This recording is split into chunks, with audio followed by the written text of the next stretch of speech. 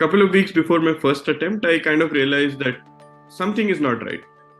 In verbal, at least, my approach is not really strong. I knew at that moment that I have to rewrite the exam again, right? And I had to change something fundamentally, right? Although I had gotten a 700, I wanted improvement. And the second time that I gave it, I started in July of this year. And within 2 months through e-GMAT, I was able to bridge a 50-point gap and I got a 750. Two or three things really stood out to me when I was deciding between like a private coach and e-GMAT. First was, I think, I had the option to like enter my current score, enter my target score, and I got a detailed timeline breakdown. Like, okay, this is when you need to do SC, this is when you need to do CR. I had like a lot of their own custom question banks, their own cementing quizzes, their own mocks, and all of that. And I needed to have patience because the GMAT is something that when you give it the time and the effort, you can crack the exam and reach your targets.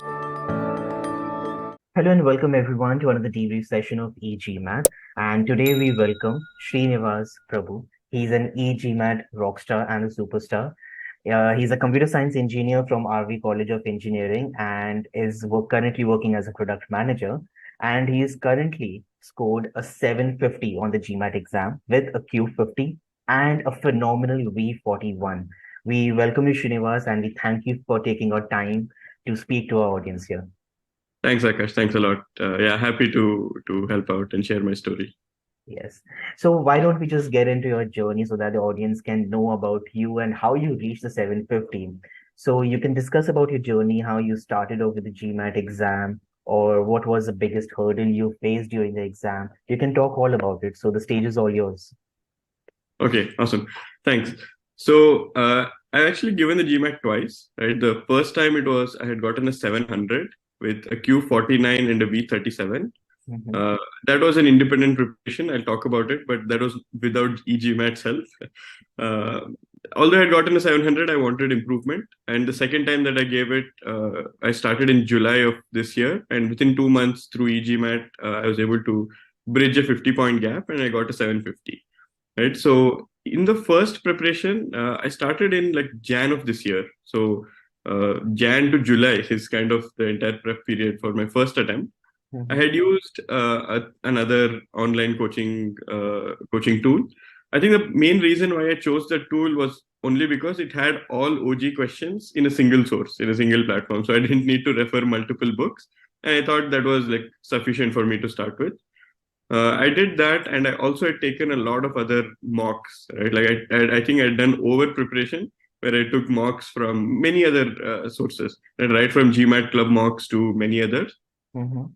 And I think it was on and off prep because, as you see, like Jan to July is like a 6-month period.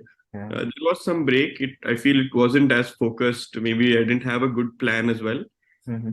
And I think closer to the exam, like maybe 2-3 weeks before my first attempt, I started taking these official mocks, right? And I was doing okay. I was getting 710, 720, maybe max was 730, with my Q was 49 to 50, right? But my verbal was varying quite a lot, right? I didn't have consistency in verbal. And I didn't realize this, in fact, till like the last couple of weeks before my first attempt. My verbal was varying from sometimes V34 to like V37, right? So I couldn't really narrow down what the problem was. But a couple of weeks before my first attempt, I kind of realized that something is not right. Like in verbal, at least, my approach is not really strong. I'm not having a strong approach to like solving CR and RC questions. SC was still manageable, but CR and RC, I was always stuck between two options. Right. And but still I had to go through with my first exam because I delayed quite a lot, by this point. So I went ahead for my first attempt. I'll just take you through my like experience in the exam, right? The first, I took verbal first, and I recollect the first question itself went over my head. Right? Like it was an SC question and I could not narrow down between two options for whatever reason. Right? It was exam pressure, and also, like as I said, my approach was not really good. And this continued through the verbal section. I think many SC questions I had to like just choose between two options, and I was not at all confident. Right, like it was a bad experience. But I went through RC was still okay. I think 3 out of 4 passages were reasonably good, but SC and CR were pretty bad. A lot of guesswork. Okay. right? And I went through verbal and I said, okay, I might have to rewrite. At this point itself, the thoughts started coming into my head, but I pushed through and did quant. And IR, like I totally skipped it because I just wanted to see my score. And somehow I was surprised that I got a 700 the first attempt because verbal, I feel luck helped me. I got a V37, but Mm-hmm. it could have gone wrong. I could have maybe got a V34, 35. That was what I was expecting. Quant was still Q49. It was okay. I Mm-hmm. knew at that moment that I have to rewrite the exam again, right? And I had to change something fundamentally, right? I had to change, like, learn how to actually solve some of these verbal questions. And on the way back itself, I was searching like which is the new tool I need to use to prepare. Okay. And there I was debating between like a personal coach, personal tutor, and some other platforms, and that's where I came across e-GMAT. Somehow in my first research, I didn't come across e-GMAT, whatever reason that was. But there I had to decide because I wanted to give it again within 2 months, right? So I had to be quick in my decision making. And I think literally the next day I signed up with e-GMAT after getting on a call with one of your sales team. Yeah. I signed up with e-GMAT. I think two or three things really stood out to me when I was deciding between like a private coach and e-GMAT. Mm-hmm. First was I think I had the option to like enter my current score, enter my target score, and I got a detailed timeline breakdown. Like, okay, this is when you need to do SC, this is when you need to do CR, a proper time-wise breakdown, and I knew exactly from today to when is my next, target, potential GMAT date. Yeah. And this was what I was looking for in my first attempt. Unfortunately, I didn't get that. So that was one. Second was I don't know if I mentioned this, but I had overused the OG material and all other material out there. Like I'm pretty sure if you had given me a verbal question at that point, I could have told you the answer without anything. Right. So I needed new material. Right. Yeah. And I saw e-GMAT had like a lot of their own custom question banks, their own cementing quizzes, their own mocks, and all of that. And I needed it because I'd exhausted even the official mocks. Right. Right. And in 2 months, like you're going to remember some of it, right? You can't forget it. So Mm-hmm. these were like two reasons. And I think I seen the mentorship approach, right? Like where I would be paired with a one-on-one mentor and Yeah. they would guide me through my journey. So seeing all of this, and I think the price as well, like honestly, it's like quite affordable. I think you guys should bump up the price because the value you offer is a lot more. But the price was very reasonable. So I signed up, pretty much the next day and Yeah. I started with the e-GMAT. Mm-hmm. Perfect. So, so you joined us in the month of July. So definitely verbal was your biggest hurdle. Being an engineer, quant was sorted, but definitely verbal was something that needs to be sorted out. So what you changed in verbal after joining e-GMAT?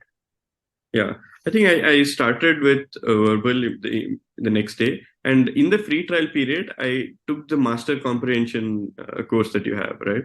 Where it seems very, very basic, but when you try to apply it to your actual problem solving, it's really helpful, right? So I think for me, pause points was very helpful, right? Where I think Mm-hmm. Pyle teaches how exactly you need to read a passage, where do you apply pause points, where do you focus more. Mm-hmm. And I think earlier I used to read very quickly, which maybe I missed a few critical Mm-hmm. pieces of information. But master comprehension for me, it personally helped in pause points. But I'm sure there are other concepts which can help other people as well. Yeah. But that stood out to me. Okay. Then I quickly started with SC. Even though I had done reasonably well in SC, I still took actually for all verbal I took and went through all the modules, right? All the concepts, all the modules because they were quite good. Yeah. And in SC, I think most people say this, right? The meaning-based approach stood out.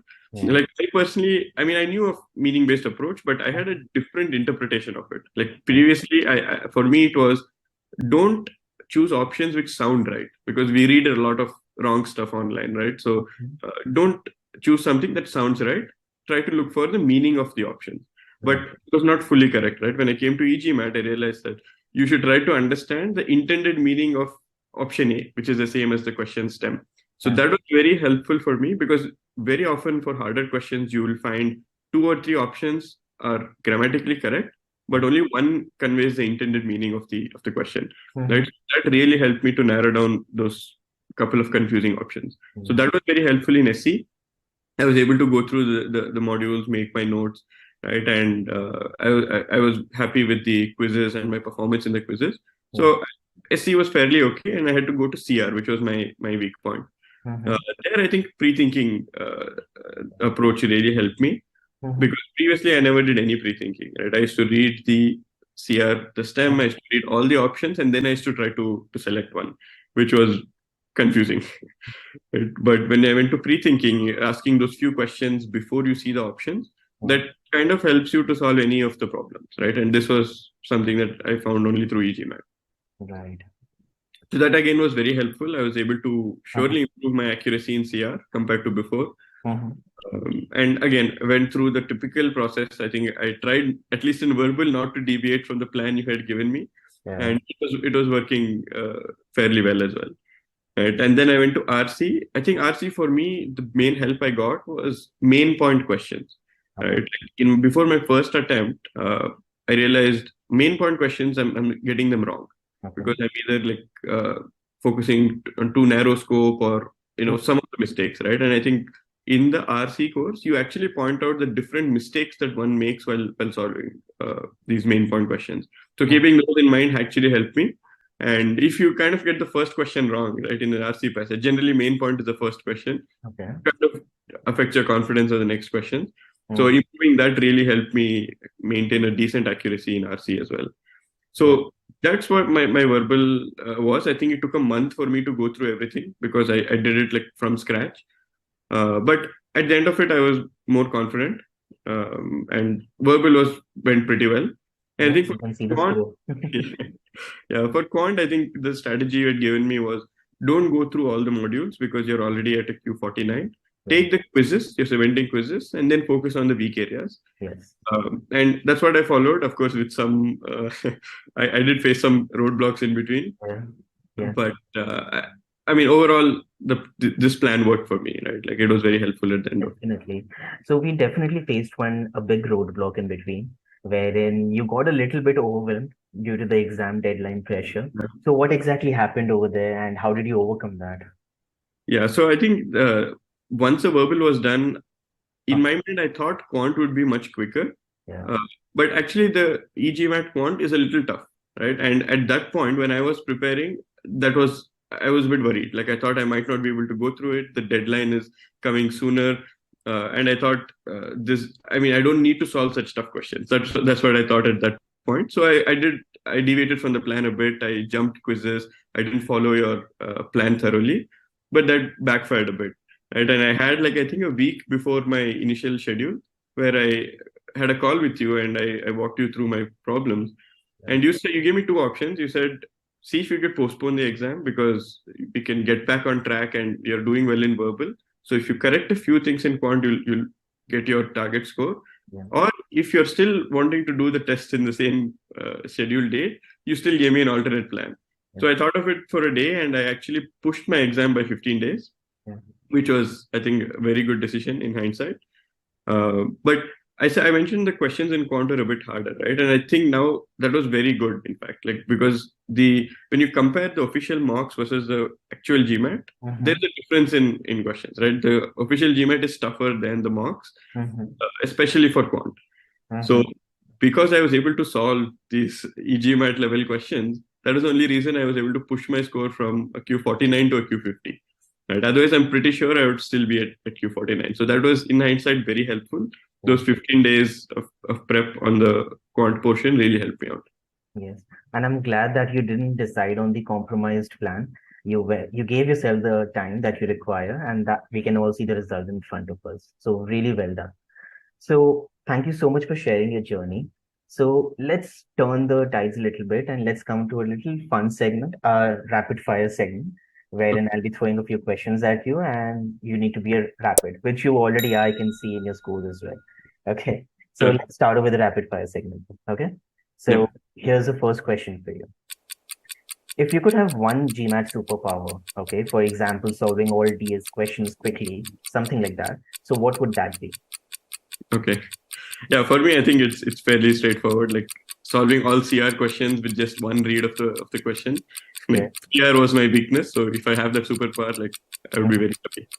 Perfect, perfect. Okay, so the next question is one song that kept you motivated throughout your GMAT journey. Song. Yeah, no one specific song. Maybe an artist, like any Bruno Mars song. Yeah, that's something Okay. that yeah. Any So that favorite song from Bruno Mars? yeah, maybe Uptown Funk, a standard Oh, one. Yeah. great. Yeah, that's a great choice. Okay, perfect. So the next question is any funny or any quirky moment that you had in your GMAT journey, which always brings a smile on your face whenever you think about it. Probably just the waiting for the result screen in the second attempt. Okay. I knew I'd done well, but I was still anxious. And when I saw the score, I Uh-huh. got a smile on my face, like an automatic smile. So when I think of it, yeah, sometimes I still get a smile. So So you maybe also like closed your eyes and before that and scanning the screen just little. I was just waiting, like pressing and waiting for it to load as quickly as possible. Okay, perfect. Perfect. Okay, so suggest a title that sums up your GMAT journey. I think it's like have patience Hmm. because the GMAT is something that when you give it the time and the effort, you Hmm. can crack the exam and reach your target score. So like don't hurry up and give it just because you want to finish it and hope that like luck will play a role. Hmm. Give it the time, study the concepts well, and follow the plan, and you'll be able to get your score. Yeah. Perfect. Perfect. And the last question is, if you could rewind time and can go back to the past, what advice would you give to your past self? Yeah, I think on similar lines, like whatever your target score is, like very likely you'll be able to achieve it. Mm-hmm. Just make sure you spend the right time, Mm-hmm. focus on learning the concepts and the approach because every part of the GMAT has some tricks and tips to solve it, which you can learn. So it's a very learnable exam, I believe. Like, but you need to be smart about it, spend the time and learn it the right way. Mm-hmm. Don't hurry, don't try to just give it and then hope for a good score. Focus on the plan, do all the content, do the mocks, and you'll be good. And be calm in the exam, right? The first time you're giving the exam, it will be a bit tricky, or comprehension will be affected a bit. Mm-hmm. Simulate the exam environment at your home when you're practicing. That really helps. And yeah, just go for it. Perfect. So that's a wrap on that. And I think it's a fun note and a great note to sign off on with. And we really thank you for taking our time today and speaking to for our audience. And also, we wish you all the very best for all your future endeavors. I'm sure that whatever you will be choosing in your life, you will be excelling in that. Yeah, thank you so much, Akash. Thanks to you and the e-GMAT team as well for guiding me on this journey. Thank you so much, Srinivas. Thank you. Thank you.